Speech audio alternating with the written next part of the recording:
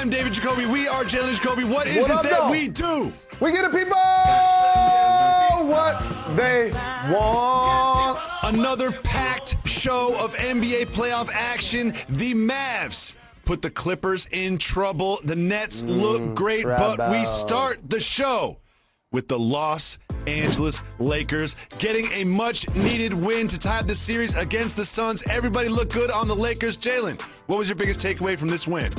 Well, my initial takeaway is it would have looked a lot different down the stretch for the Suns, who didn't score a basket had they had Chris Paul. With that being said, the aggression of Anthony Davis and the Lakers making a concerted effort to not only get him the basketball, but get him the basketball in and around the paint at the beginning of the game to have him be aggressive going towards the basket. Anytime he and LeBron James play a playoff game and they combine for 31 points like what happened in game one, they're never going to win. And how about the fact he himself had 34? LeBron had 23. That's what they're going to need if this team is not only going to win this series, but Jacoby, that's what it's going to take every game. This ain't just us talking about game two for the Lakers. If they're going to win the championship, you're right. Both of those guys got to be flirting with 30s and 10s every game.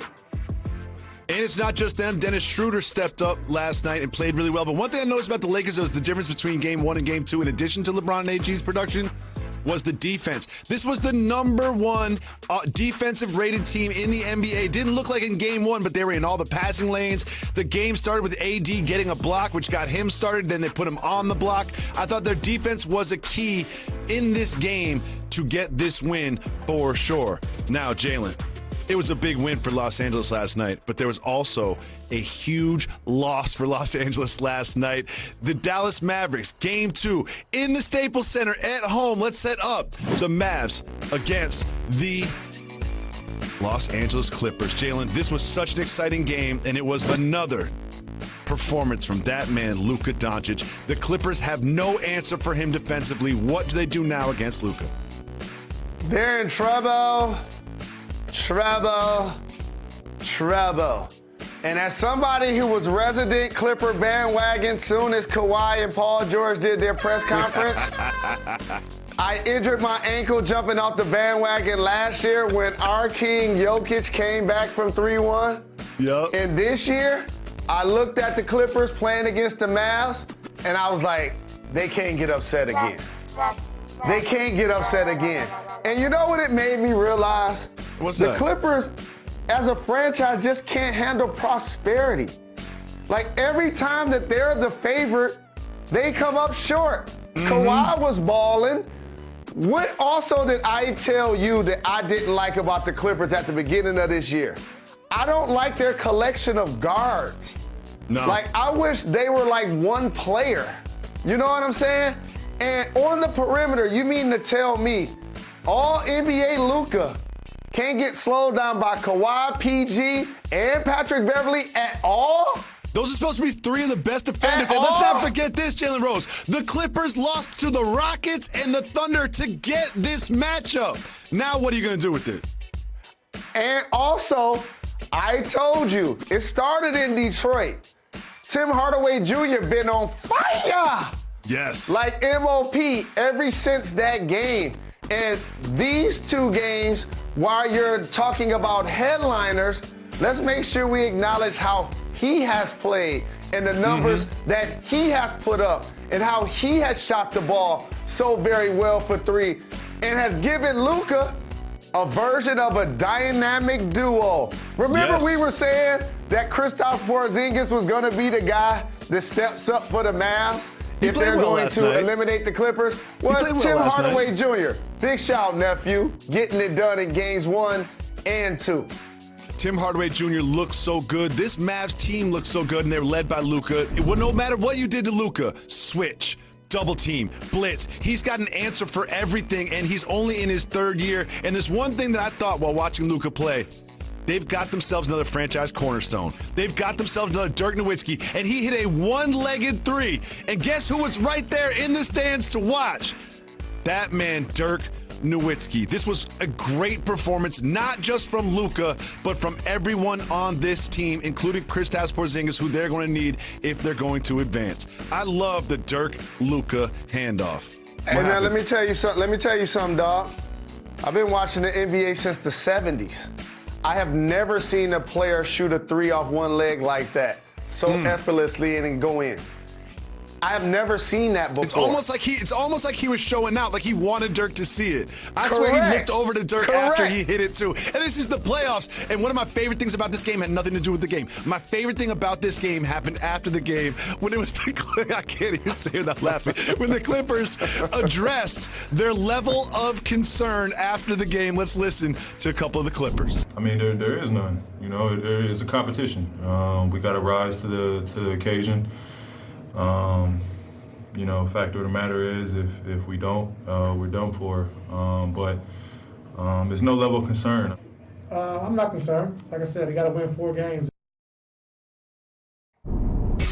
You're not concerned? You're down. You lost the first 2 games at home to Luka, and you have no answer for him, and you're not concerned? Like, why not just be honest and say, you know what, we're in trouble. We got to fight back and win this series. You know, I don't judge by what people say. I judge by what people do. And when you look at that Paul George interview, he wasn't looking up. Head down. He was looking down. Good brains. Okay? And Luka, they don't have answers for him, Jacoby, because what I noticed is he has the size, the bulk, and the versatility to go against the bigs like Morris, but still he got the skills to boogie against the smaller guys like Beverly. And for all of those Clipper fans out there, and our producer Demetrius is one, like, I just want you guys to know, if y'all lose in the first round to the Dallas Mavs, after getting bounced last year when you were up 3-1 to the Denver Nuggets, I don't want to hear nothing. I don't want to hear nothing. No, here's what's happening. If they get bounced in the first round, I'm going to say it right now. Pat Riley gets on the phone and calls Kawhi Leonard and says, Kawhi, I know you love Southern California, but you're also going to love Southern Florida, and we got a spot for you on the Heat. But another subplot about this game that had nothing to do with the game that I love is $50,000 fine for a gentleman named Kristaps Porzingis. Now, why did Kristaps Porzingis go to a strip club in L.A. and think that no one's going to recognize him? You think that no one's going to recognize him? How's that even happen, Jay? How's that even happen? Oh, I know why not. It's a violation of NBA COVID protocol. Except, Jacoby, this is what happens when you don't punish LeBron James. He thought about this, and you know what he told himself? They ain't going to suspend me. No. They're going to fine me, but they're not going to suspend me. And so, shout to Porzingis. And by the way, this is the kind of behavior, to me, he need to have his jersey up behind you. Let me tell you, he didn't play great in game 1. Went to the strip club in between game 1 and game 2. Played well in game 2. And he just one of those. If he's a suspicious basketball player, maybe he needs to go to the strip club between every game. And also, can I be the guy that's been saying this for like 35 years? I know we criminalize gambling. I know we criminalize marijuana. I know we criminalize strip clubs. They're actually legal for adults. For those that don't know. I'm just saying. I can't believe 7'3" Kristaps Porzingis really thought that no one was going to notice that he was in the strip club. He wasn't trying to hide. Did he look like he was trying to hide? I love it so much. Jalen, there was also another game, not as interesting as the 2 that involved the LA teams, because there was an absolute blowout in the game 2 between the Nets and the Celtics. And Jalen, every time the Nets play, I think to myself, Jalen's going to change his pick. He's going to change his pick of who's coming out the Eastern Conference. You're going to change it today? You're going to change it today? Because they look good. They look good in spurts in game 1. They look good of all of game 2. Here's what I want everybody to pay attention to, and this is when I'll pick the Nets. When I see them having 30 assists like they did in game 2, when they're actually moving the ball, when the shot doesn't come after 2 passes or 1 pass or no passes. And then when you spread the love, Joe Harris can now get going. And you see how he was able to step up and knock down shots. But I'm going to point this out. While Boston lost Tatum to an eye injury and they're playing without Jaylen Brown already, one of their most important players overall is Jeff Green.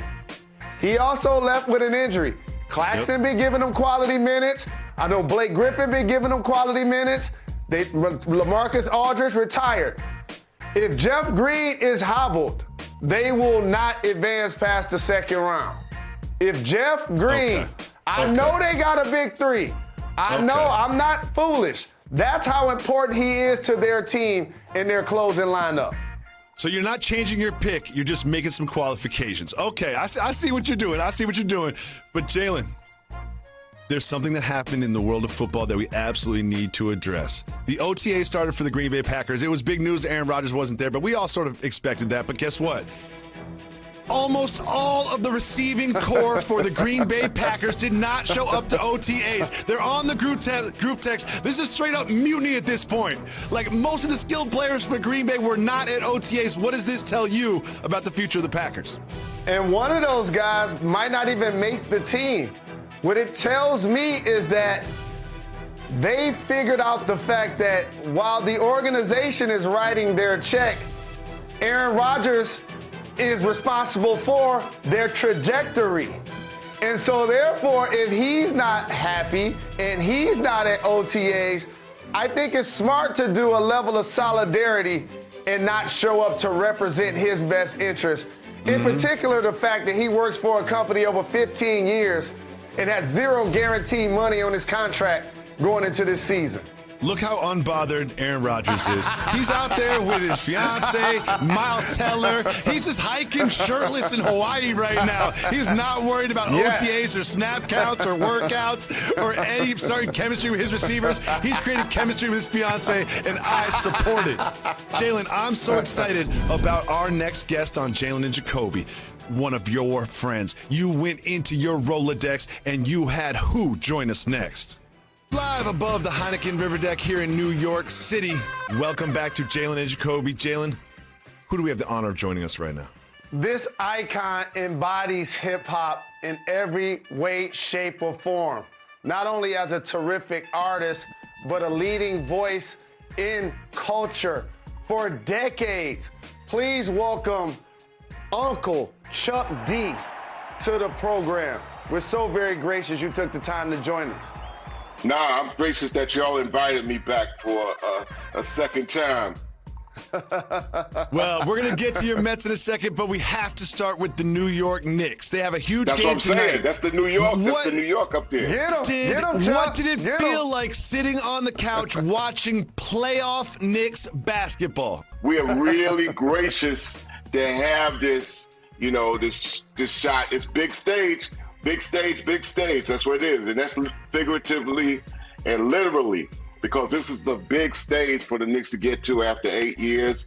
And also they on a big stage where all eyes are on them. And I say the story of this year, as well as the team, is also the Knick fan. And you've been one of the people that, along with Spike Lee, when I think about the elevation of the Knicks brand for so very long, you've been at the forefront of not only representing your hometown team, but elevating the brand like you just mentioned. Can you describe what it's like being a New York Knicks fan to true New Yorkers? Yeah, man, I've been a fan since 1967, sitting at the knee of my father, remembering, this team doesn't remind me of the 90s Knicks. It reminds me of the 70s Knicks coming out of the late 60s when I first became a fan as an 8, 9, 10-year-old. This defense, find open man, Tibbs and Red Holtzman are similar. Julius Randle and R.J. Barrett's like a young Willis and Clyde. I see more similarities there. So it's a fair. All we want to do is see effort. It ain't like we had any ulterior motive. Like being a Knicks fan, to my oldest daughters, they were like, they're Knicks fans too, but in their minds, we always sucked, and why is Daddy doing that, to himself? So, yeah, we feel the pain. We get the pain. So in tonight's game, it's about, the effort and that we could, tie it up. Like I said, big stage, big stage.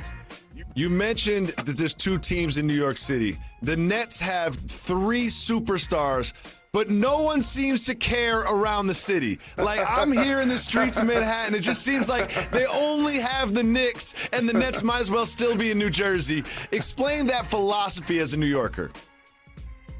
I'm from Long Island, man. Strong Island. The Nets still got that curse for trading Dr. J down the New Jersey Turnpike. Like the Knicks, we had the curse of just peddling away Patrick Ewing for nothing.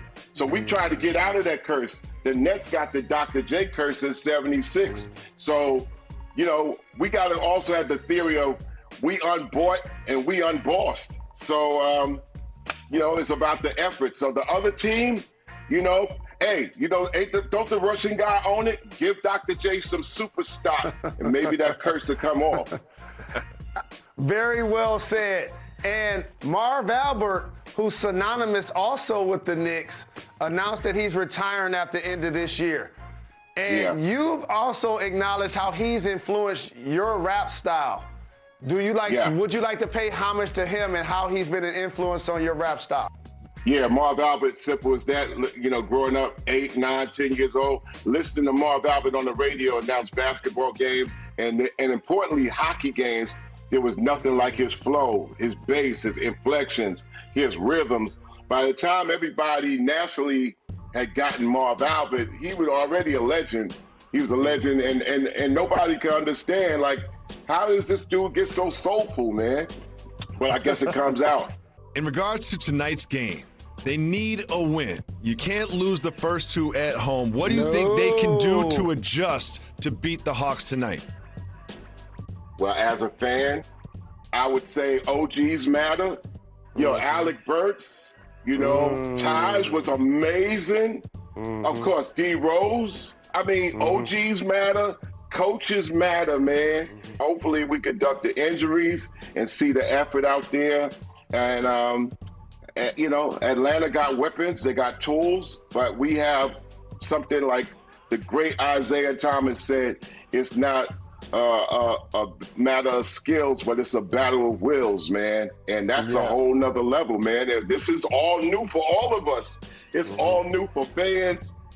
It's new for the league. Everybody's gotten back into their places post-pandemic, and it's definitely new for a lot of the players. All these cats are still young, man. So, in their 20s, man, we have to have a respect for that, of what they're going through, because it's for the first time they're going through. So they could also get dazzled by the lights and stuff like that. Let's go, Thank Knicks. you very much, legend. I love you. I appreciate you. No, I appreciate y'all, man. Go Knicks, but it's a go league. It's a good thing, and it's great to be a fan. Thank Uncle Chuck for coming through, and you can get the entire Chuck D interview on our podcast. Make sure you listen to that today. And Jalen. Also, I gotta make sure I say this: Chuck D has always had bars. That is true. Well, the mayor of New York City had some bars for a player on the Atlanta Hawks. He's coming for Trae Young. And I'll tell you what me and the mayor of New York City have in common. Stay tuned for that. You're watching Jalen and Jacoby.